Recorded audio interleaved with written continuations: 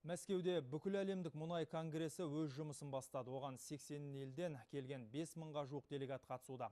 Қазақстандық топты Ресей астанасына мұнай және газ министрі Ұзақбай Қарабалин бастап барды. Әрбір 3 жыл сайын ұйымдастырылатын конгресс отырысында саладағы соңғы жетістіктер мен озық тәжірибелер талқыланады. Биыл конгресс отырысына ұлттық және халықаралық компаниялар, зерттеу және талдау орталықтарының жетекшілері мен дипломаттар қатысуда. Қазақстандық тәжірибе әдеттегідей жиналған жұрттың зор қызығушылығын тудырды. Бүгін көріп отырмыз, көптеген елдердің ресми адамдары және сонымен қатар мұнайшыларды біздің стендіге келіп сұрап, Қазақстанымызды әлде де қандай дамып келатқанын білу үшін және мұнай өндірісінде қандай жұмыс жасауға болатындығын біліп отыр. Мұнайшылардың ерекше таңданысын тудырған тағы бір дүние ол Қазақстандағы инвесторлар үшін жасалынған жеңілдіктер.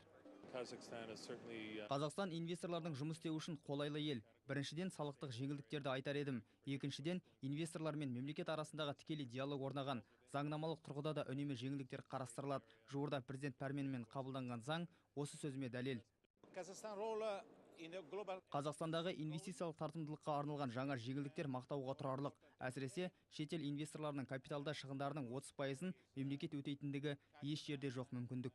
Келешекте Қазақстанның дүниежүзілік сауда ұйымына кіру мүмкіндігі де конгресс қатысушылары арасында қызу талқыланды. Шетел инвесторларының пайымынша ұйымға мүше болу еліміздің инвестициялық әлеуетін арттырады.